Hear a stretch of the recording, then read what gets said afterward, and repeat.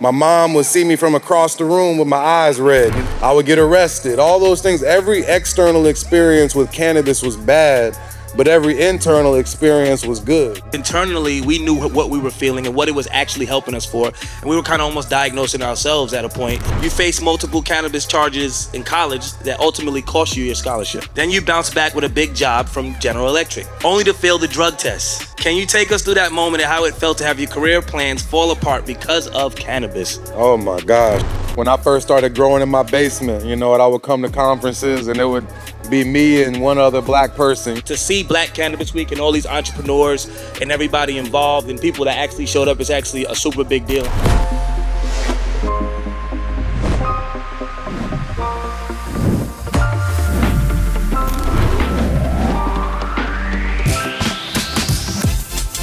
What's up, everybody, and welcome to the For Good podcast, where we focus on the good and never the bad, where we're measured on what we do and not what we have. And today's guest truly embodies that. Jesce Horton is an industrial engineer turned cannabis cultivator, the co-founder and CEO of Loud, an award-winning cannabis brand out of Portland, Oregon. But he's more than just a successful entrepreneur. Jesce co-founded two powerful nonprofits, the New Leaf Project and the Minority Cannabis Business Association. He has two recent collaborations with NBA legend Carmelo Anthony, Stay Melo, and Grand National, a new cannabis agency aimed at creating substantial economic opportunities and ensuring sustainable growth for communities most affected by cannabis prohibition. Jesce is truly for good. Please help me welcome everybody, Jesce Horton. How you doing? Before I get into these questions, I always like to ask, how are you doing today? Man, it's amazing, man. I'm doing really well. I remember when I first started growing in my basement, and I would come to conferences and it would be me and one other black person, at any cannabis conference. And now we got beautiful conferences like this, great platforms like this podcast. I'm doing great.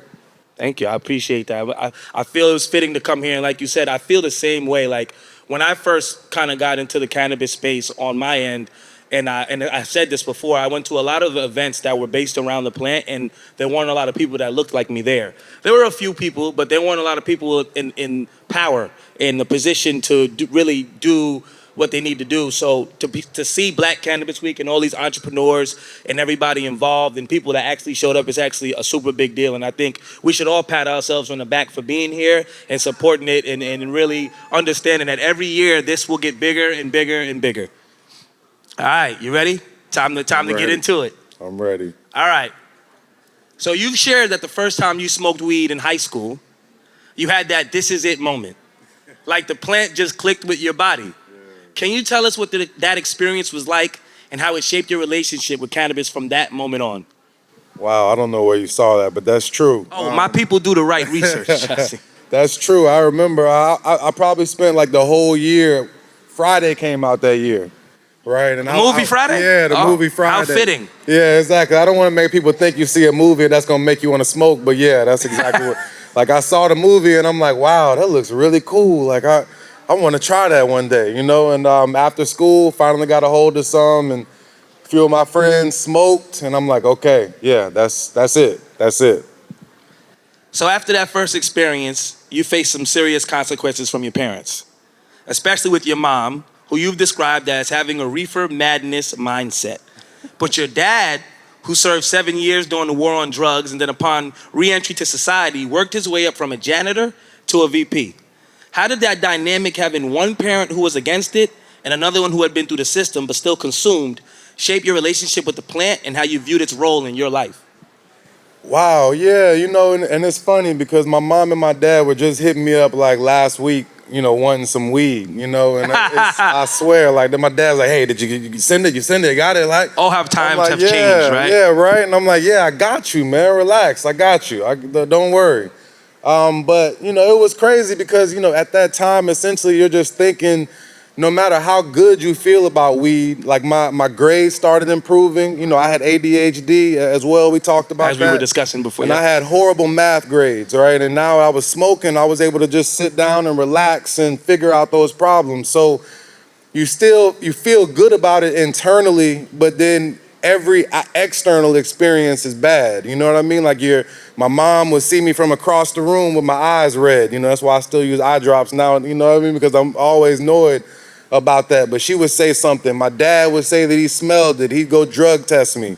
You know, you can't, of course, at school, you can't get caught with it. I would get arrested. All those things. Every external experience with cannabis was bad, but every internal experience was good. You know, and I think that was a really interesting kind of like conflict that you're risking a lot in order to, you know, have an experience with this plant, and you continue powering through that all the way up until legalization now, and you still kind of go outside and you're looking around, but you know, you don't have as much to worry about as you used to. So yeah, that was really interesting, kind of having to power through that and knowing internally that something you were doing was right, even though that other people thought it was wrong. That's deep that you said that, because it's true. Everything external connected to the plant until maybe recently, and still a little bit, was demonized, right? Yeah. But internally, we knew what we were feeling and what it was actually helping us for. And we were kind of almost diagnosing ourselves at a point where it's like you said, you knew you had ADHD and it helped you sit down and focus. That was kind of my same relationship with cannabis too. Is like I intentionally found out that it helps me sleep at night, and it helps me slow all my, all my ideas and all those words that are in my head, because I'm constantly thinking, right? So it really helped me focus and like you sit down, focus on the task at hand. So it's dope that you said that, because I feel the same way. Yeah. So even though you got in trouble for smoking, you said cannabis actually made you more productive in high school, like you just said, especially with your subjects like math. How did that shift happen for you, and did it change the way you approach school? It absolutely changed the way I approach school. Wow, I don't want to seem like the typical stoner up here, but I'm amongst my stoner friends, so I think y'all might understand, like, everything's a little better on weed, you know what I mean? And I felt like that was studying. You know, me and my boys, we sit around, we roll up, and we would sit down and study engineering, math, physics, whatever it may be. Cannabis became a regular part of education for me, you know what I mean? And I'm actually teaching cannabis right now at a college, Medgar Evers in Brooklyn. So, even though I was getting arrested for cannabis, still as I'm studying, trying to do well at school, I lost my scholarship when I got arrested. So we're going to get into that, so don't get too deep into that. We're going to get into that. I don't want to ruin the rest of that, but, again, like, we just found a way to incorporate cannabis regardless of what anyone else thought. We knew what was good for us and what was working. So, yeah, cannabis is a regular part of my life in that aspect as well. It's interesting you brought up the scholarship thing, because it's actually part of my next question. So I was going to say, you faced multiple cannabis charges in college that ultimately cost you your scholarship. Then you bounced back with a big job from General Electric, only to fail the drug test. Can you take us through that moment and how it felt to have your career plans fall apart because of cannabis? Oh my gosh, I don't even want to go into that moment. So I already knew I was smoking. I knew I had to take a urine test, right? So I stopped smoking for a month, like we all do, whatever, no problem. And I got selected for the one job where you had to take a hair test, right? So I started Googling, we started figuring out, how do you pass this, shampoos, none of that shit works, right? It's not gonna work. So all I needed was more time. So I told the lady, hey, I'm actually a male model, and I shave my whole body. So I'm not gonna be able to take a hair test, so I'm trying to get more and more time.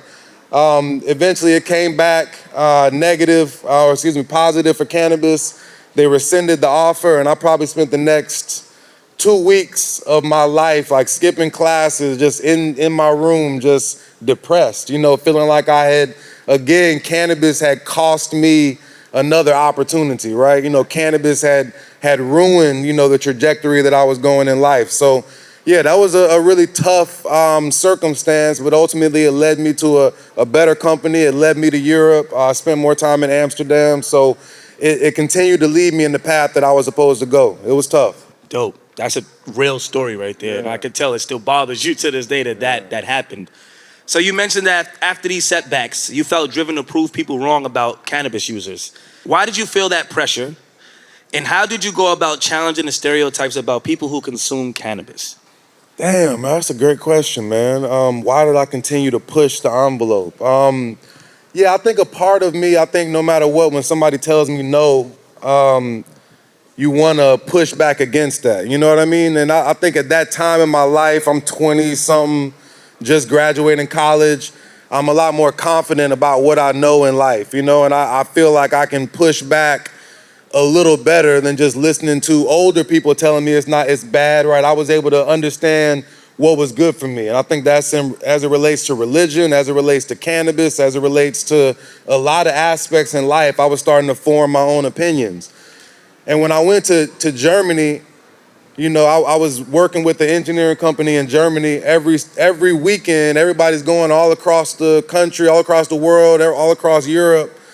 And I would tell them, I'm gonna be studying, right? I would tell them I'm studying, but every week I'm going to Amsterdam. You know what I mean? I'm getting on the train and I'm going to Amsterdam and I'm experiencing a completely different world than what we experience, right? It's like every outward expression of cannabis was not negative. You know what I mean? You're at a coffee shop and you're chilling. You're experiencing all of Europe. It's like an actual coffee shop, right? Exactly. It's not like a demonized dispensary or like a street, you know what I mean? Like one of those like smoke sessions. It's like a real like coffee shop. Exactly. You can order food and everything. Exactly. I mean, you order off the menu, food, you order your weed, you know, you can smoke outside, you're walking down this beautiful street, beautiful canal, and you see people consuming cannabis without worrying about people getting arrested, right? And that to me seemed like it was more like things should have been, you know what I mean? And I hadn't come to the West Coast yet, and it kind of was like that on the West Coast at that time, but I was still on the East and the South, so that was my first experience with cannabis not being demonized, and I felt like life should be a little bit more like that. So as I got back to the US, that's when I really started pushing. So you land in Portland, Oregon, where you ultimately ditched your engineering job and started growing cannabis in your basement. What led you to take the leap of faith, and how did your background in engineering shape your approach to cultivation? Yeah, that's great, man. So yeah, I landed in Portland. You know, they said I can come back to the US, and that was at the time in the West Coast, it was like the medical cannabis revolution, really, you know? You could go into a dispensary, and even though it was much different than Amsterdam, it was all blacked out. You couldn't see inside. You had to have your card. It was real shady.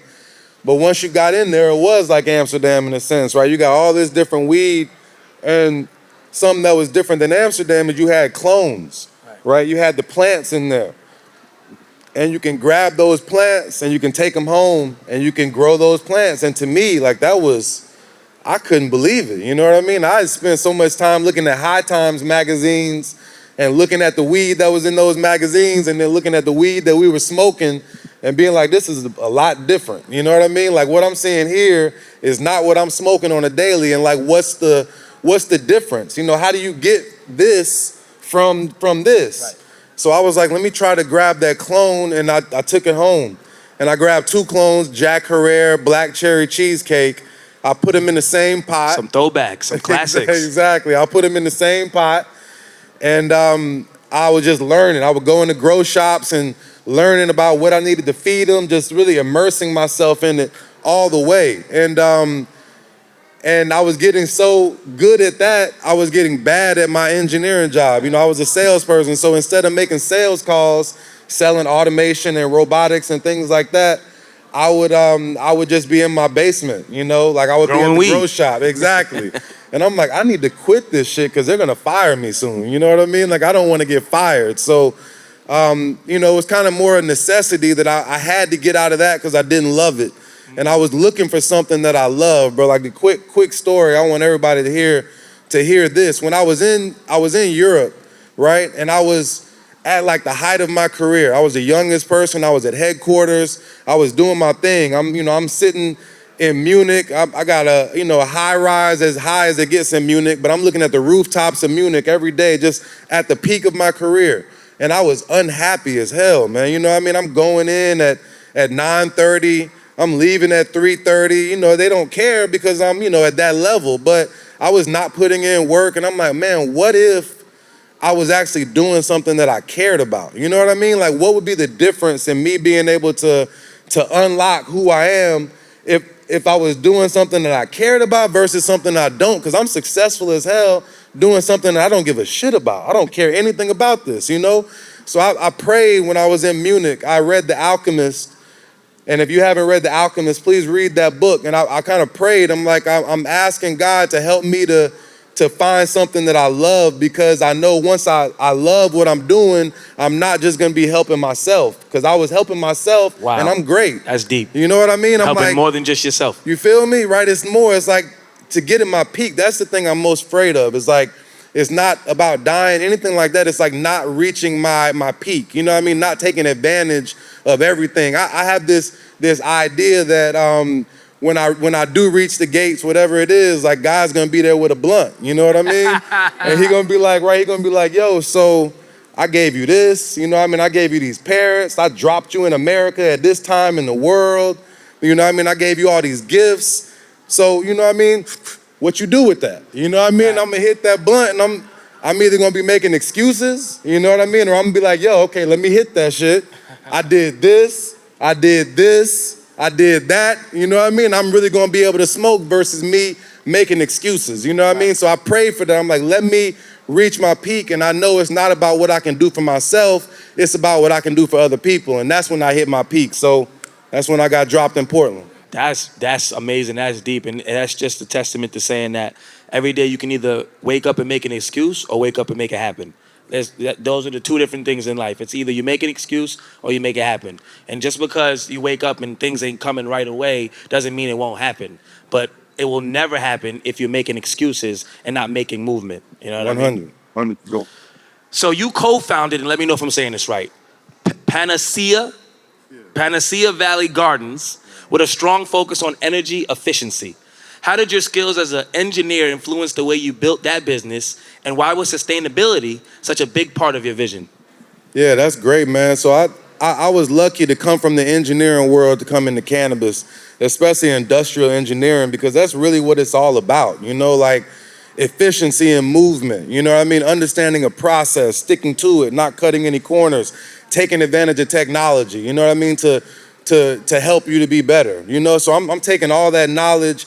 I had a PLC, a programmable logic controller, a smart relay in my Thank you for letting trunk. us know what PLC was, because I wouldn't have knew what it was. So a programmable logic controller is just something that you control to tell a machine to do something, right? If this is the condition, then do that. If that is the condition and this is the condition, then do this. So you're taking this piece of equipment, a small computer, and you're programming it to take in, like, you know, sensors and temperature, humidity, right? All those things were kind of happening. It's pretty common now, but it wasn't very common then. Back then, you just have one piece of equipment that sensed your temperature and would change the temperature. One piece of equipment that sensed humidity, right? It was all separate. It wasn't talking. And that was a lot of what we were doing at Siemens at that time, was taking that type of equipment in industry and like bringing it in to be smarter and be more efficient.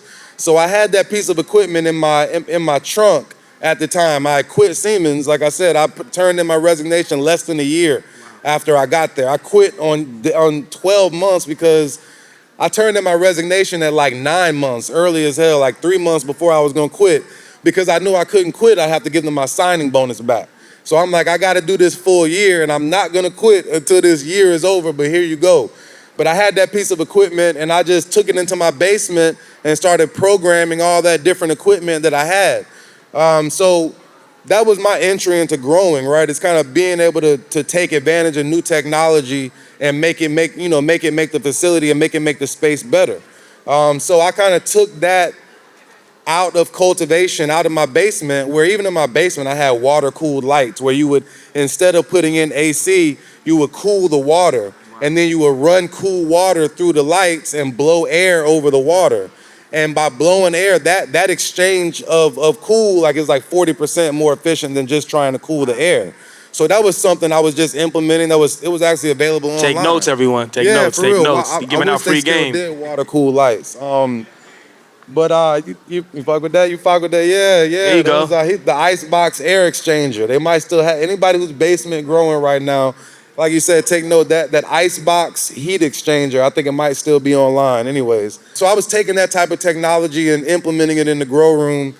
And then, that's kind of how I made a name for myself at the early part of the industry. It's like, doing things differently. And of course, being a black man in the grow room as well, but not just being another grower, but adding something. So that definitely helped me to make a name for myself in the industry as I got going.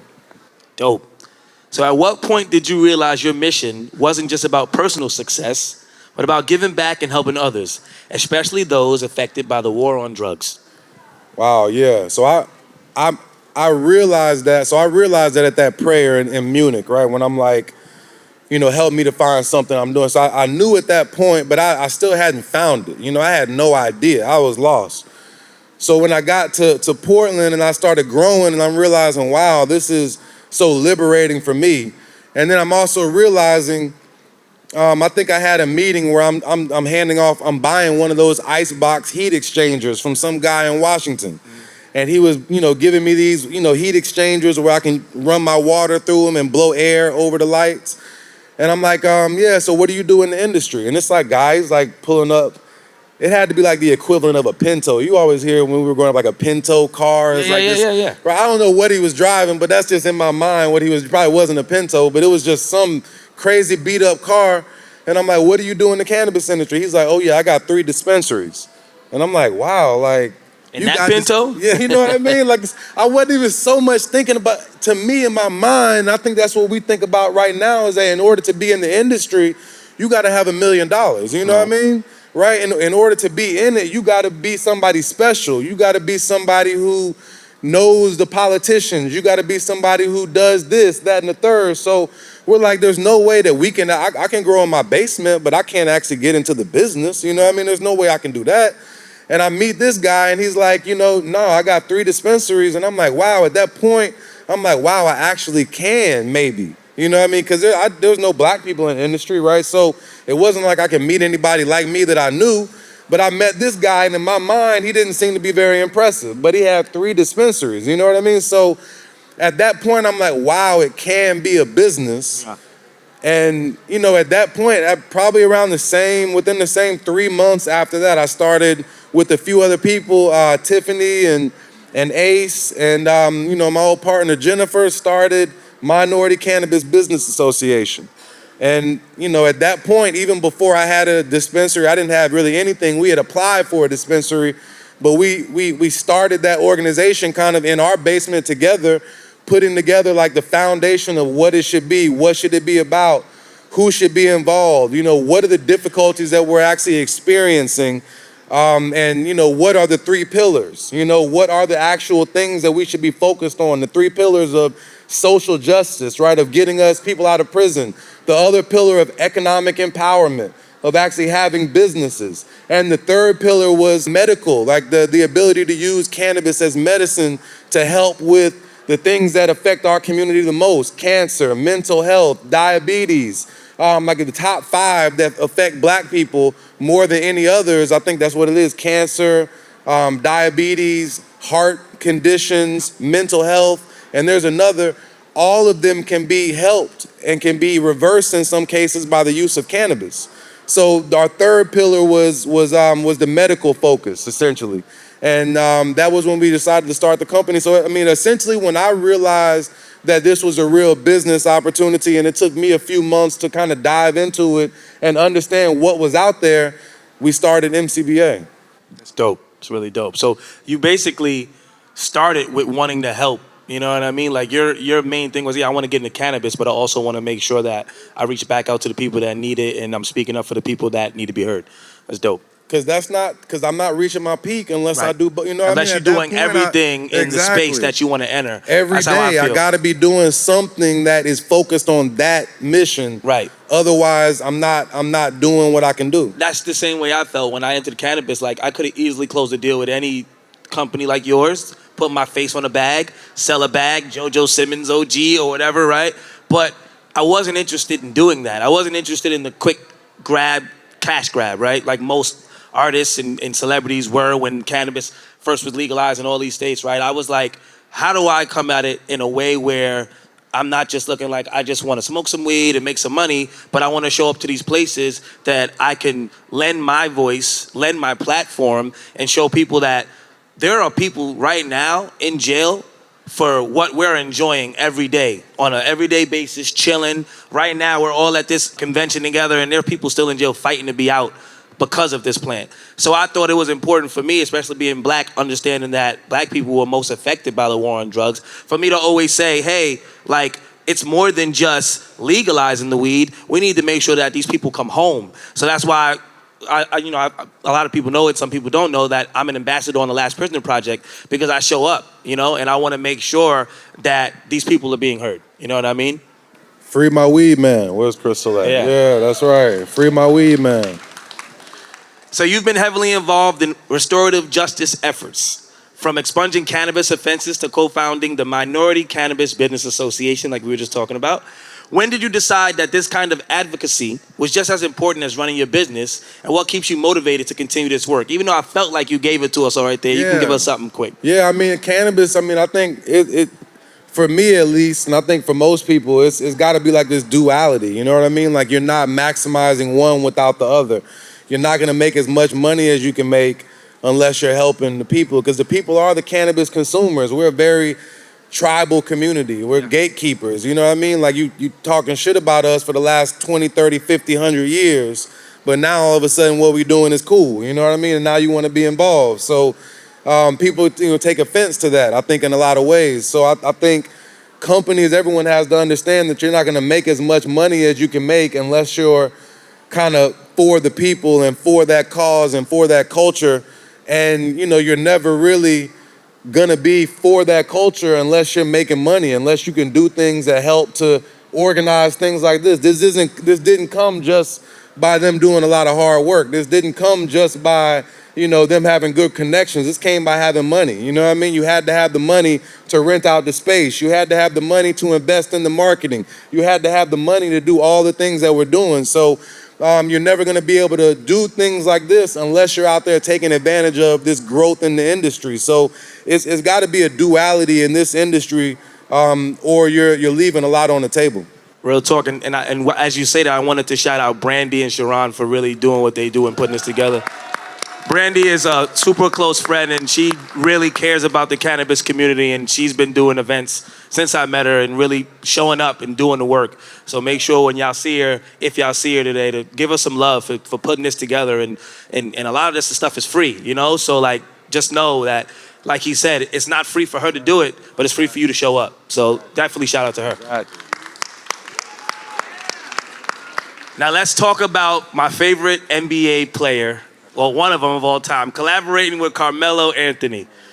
Carmelo Anthony decided to collaborate with you to launch his brand, Stay Melo. He is a basketball legend, but he is also known as a true connoisseur who respects Portland's cannabis culture. Can you talk about how this collaboration came together, and why was it important for Melo to launch with a black-owned company like Loud? Yeah, man. Shout out to Melo, man.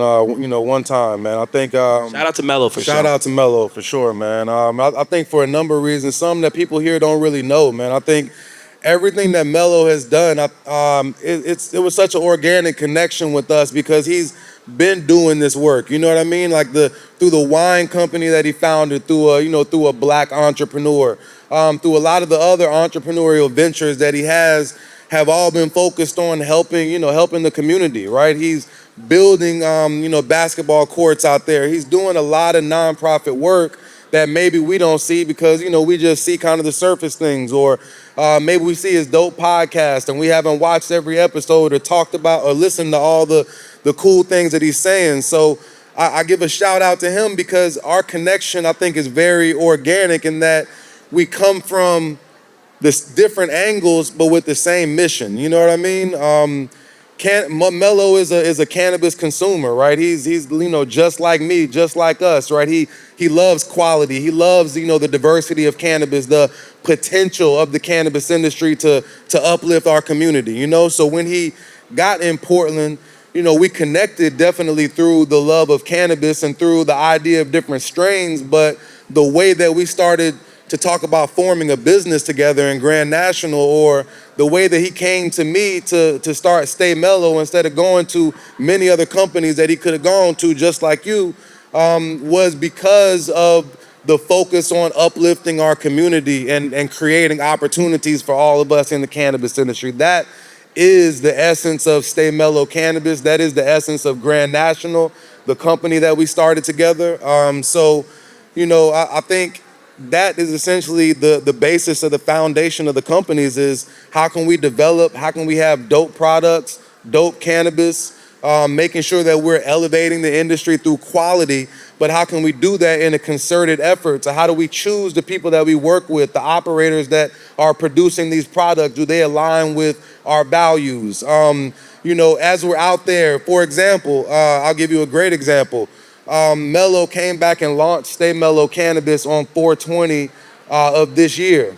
And instead of going out, there were so many companies that wanted to have that brand, but he chose to shine a spotlight on two companies specifically, two dispensaries, one black-owned dispensary and one Native American-owned dispensary. Clap it up for that, for sure. Clap it up, for sure. That's important for us to be holding each other down, not holding each other down, holding each other up in this cannabis community, because sometimes we don't always get people to hold us up. So when we're in it together is when, it really helps. So when I saw you guys did announce that and he put it out on his Instagram, and I was like, man, whatever they're doing aligns with everything that I believe in when it comes to cannabis quality, but also looking out for the people. You know what I mean? And I think those are the two most important things when you do enter cannabis is quality control, knowing what you're putting out, and you're putting out good stuff for people to really enjoy, but then you're also showing up to events like this and other events to really do the work. So I really love how you and Melo got together, and he did pick a black-owned company to work with, because that's super important. So it's safe to say that Melo got some loud coming out from Loud, some gas. Yeah, man, that's why he chose Oregon. You know what I mean? Go. Oregon is the quality capital, I think, of the country, of the world. So he wanted us to prove our ground in Oregon and take it out to other places, New York, hopefully Philly soon. Dope. Now, you spoke about Grand National a little bit. So collaborating with Carmelo Anthony on Grand National, how did you envision the agency supporting not just celebrities, but also cannabis operators with limited resources? And what specific challenges does Grand National aim to address for these operators? Yeah, we have a major problem in the cannabis industry.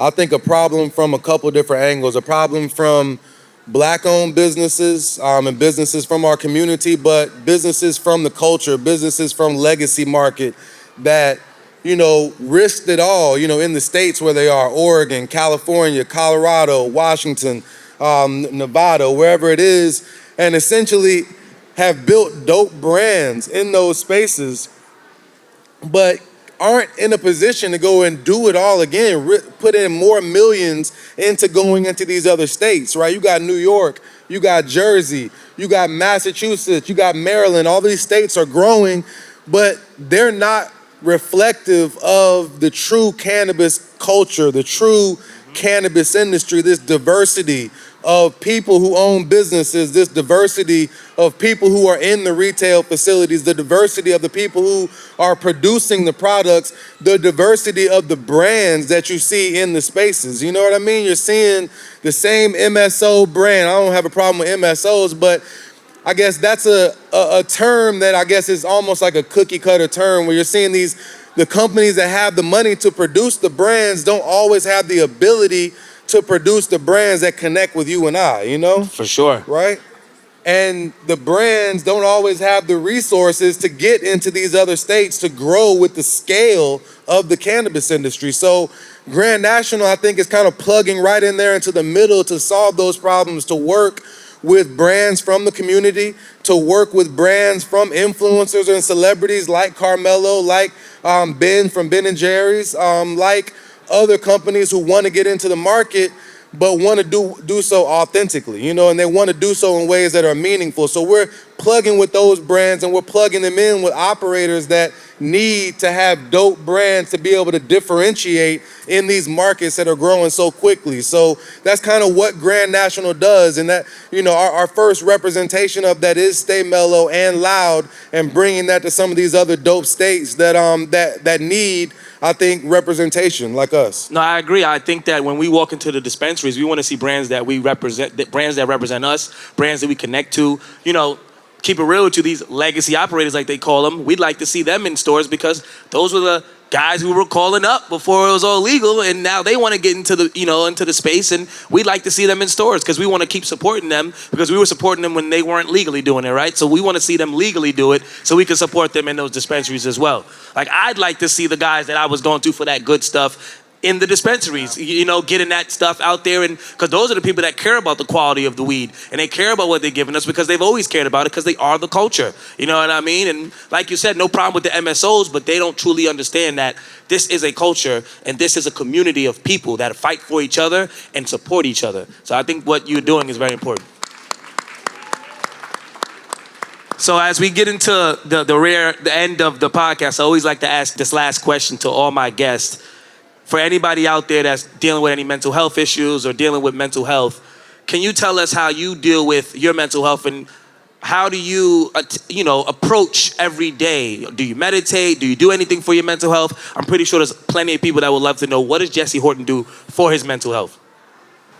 Well, I can probably take some tips, to be honest. I need to watch the podcast to get all the tips from everybody else who says what they do. I always say the life of a cannabis cultivator is a tortured life in a sense. It's cannabis cultivators and anybody out there who's a grower or knows growers, they're tortured souls in a sense, and that, you're dealing with this plant that is a living being on its own, and it's growing each and every day. And you might have a win and a harvest in this strain, right? But there's a harvest coming right after it that could easily be the worst that you ever had, no matter if the one you had just then was the best. So it's this level of like just being even keeled and not letting anything get you too high or anything too low. And I think you layer on top of that being a cannabis business owner, on top of being a cultivator, and that in itself, for any of the cannabis business owners, knows that in it is just difficult. With all the changing regulations, with all the different things that are happening, with the state of the market, it's tough. So I would say cannabis is without a doubt my number one go-to with managing mental health. Cannabis, those talks with God, talks with the universe. I haven't quite been able to find a great therapist, but eventually I will. I'm